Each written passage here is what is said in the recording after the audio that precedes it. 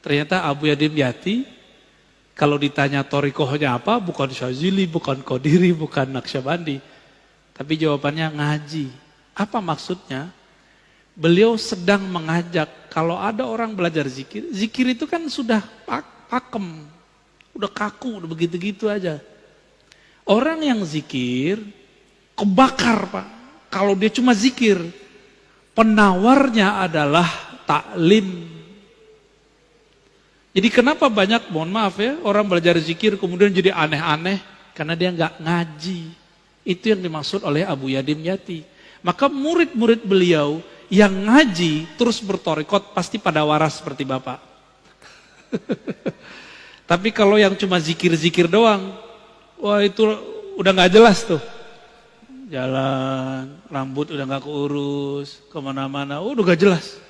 Karena dia sudah masuk ke alam lain, dimensinya bukan dimensi ini lagi. Dan gak bisa balik, susah baliknya. Maka beliau menyindir orang-orang yang mencukupkan torikoh itu dengan hanya ambil wirid, zikir, kebakar Pak. Zikir itu panas, coba aja zikir. Allah, langsung hangat tuh. Hangat langsung. Kalau melewati dosisnya, bisa kebakar badan kita. Ini ibarat saja. Seperti orang kebakar amat teks. Jadi ini saling tawar-menawar. Ngaji doang, garing. Benar gak? Maka orang yang jago baca kitab, tapi tidak ahli wirid, garing ilmunya. Bosan kita dengernya. Ustadz ini, ngoceh doang. Gitu. Kering, kita nggak merasakan sentuhan kolbunya. Maka ini harus dijamak, digabung. Itulah thariqah kiai-kiai kita, abuya-abuya kita zaman dulu. Ini saya mau kasih tahu Pak, banyak yang protes. Kok Ar-Razi masih muda dipanggil abuya? Itu bukan saya yang manggil diri saya abuya, itu guru saya yang manggil saya abuya.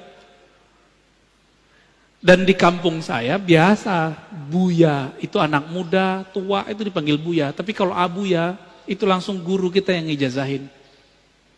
Jadi itu bukan panggilan saya sendiri, saya lebih senang dipanggil Ar-Razi. Ar-Razi gitu. Atau dipanggil bro gitu Pak, lebih senang karena dianggapnya muda. Kalau abuya kayaknya tuhe ya. Mau gimana lagi? Kita hargai juga guru kita, masa kita nggak hargai? Ya, kalau saya menolak sama dengan menolak panggilan guru kan. Dan itu gak dibuat-buat kan, antum manggil-manggil aja kan. Karena guru sudah bertitah, itu ridhonya guru. Ya. Karena ilmu itu bukan fisik Pak, ilmu itu ruh, spirit. Jika ma'rifatnya tinggi, dia tua walaupun tubuhnya muda. Antum tua, tapi gak punya ma'rifat, itu bocah, bocil. Bonek, ya, boceh kata orang Persia, bocah kata orang Betawi sama. Terus tadi tentang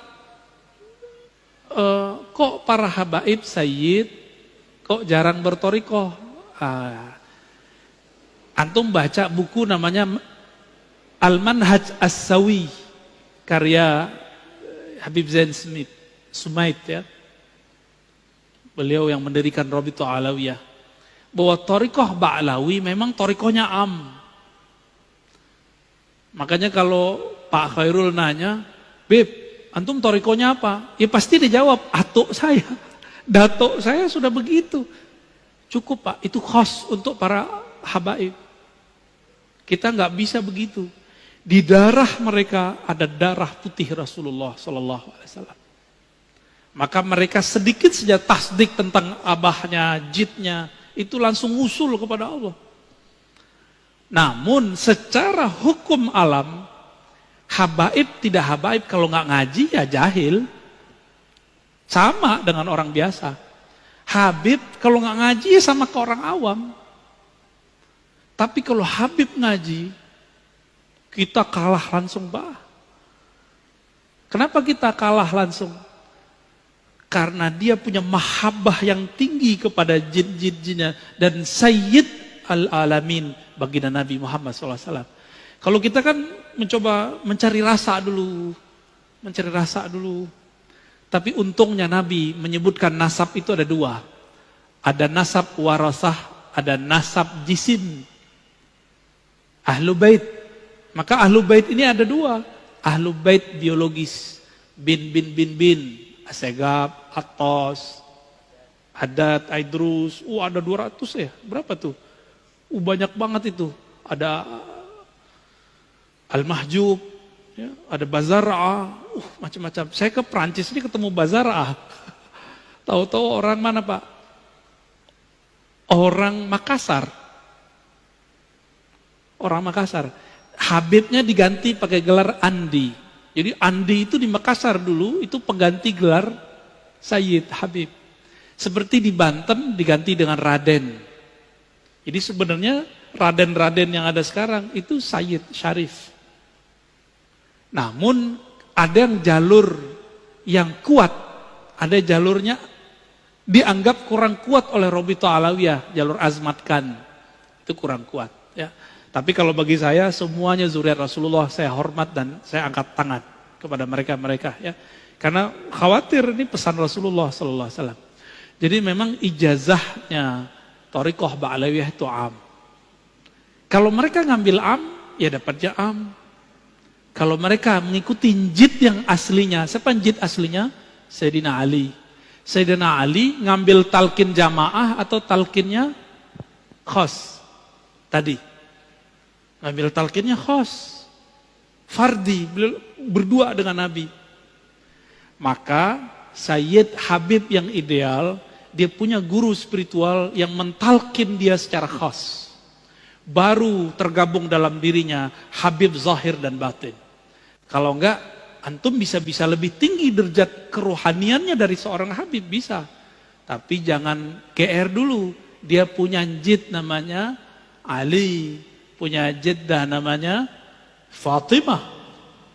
Itu beres urusan mereka tuh. Punya Hasan wal Husain yang Nabi katakan Sayyidah Syababil Jannah. Jadi mereka kirim Fatihah aja atau salawat kepada Nabi, lalu keluarga Nabi. Langsung bergetar itu dirinya.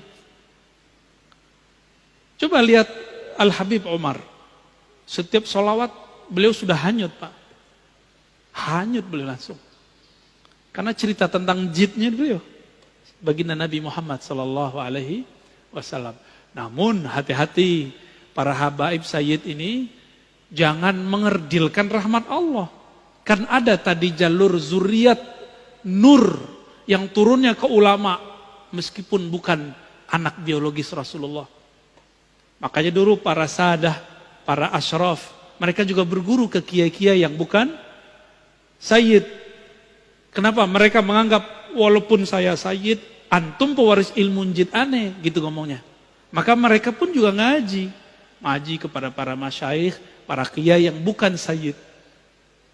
Karena pada hakikatnya pewaris Nabi itu bukan pewaris jisim saja, tapi al-ulama warasatul anbiya. Siapa saja yang ada nur khasyah, rasa takut kepada Allah di kolbunya, adalah pewaris Rasulullah yang sebenarnya. Meskipun tidak ada sayyidnya, tidak ada habibnya. Jika nanti dikumpulkan di hari kiamat, yang pertama Nabi panggil ya dia. Kira-kira begitu, ya. Jadi kita nggak boleh suuzon Pak sama habaib, nanti suul adab Pak, gugur semua torikot Bapak nanti, zikir-zikir Bapak hilang ntar, sholawatnya nggak nyampe. Nah, ini terakhir saya jawab, ada sebuah sholawat yang diajarkan Nabi, hadis Sahih Bukhari Muslim. Apa kata Nabi?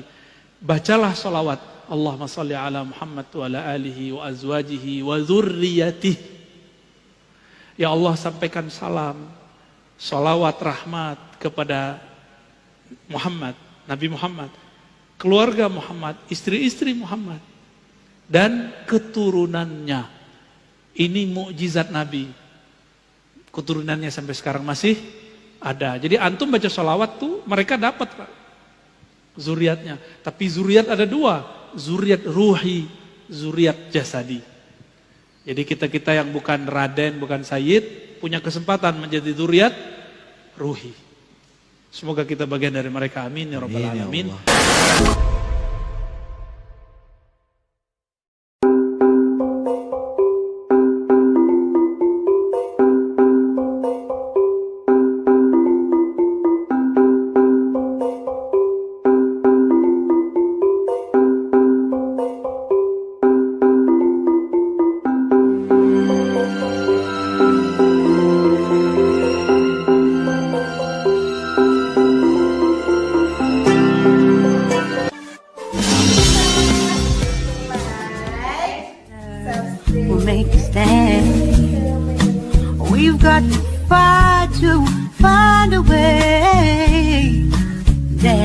all the final words to say. No more pain. Just admit that Kudu manfaat. Ayo semangat. Jangan lupa like, share, komen, subscribe, dan pencet tanda lonceng. Komen ya guys, di sini di channel Heri Asmara. Tetap semangat ya guys. Semoga kita semua selalu dalam keadaan yang sehat, bersyukur, berbahagia, selalu istiqomah di jalan Allah Subhanahu wa taala. Amin ya robbal alamin.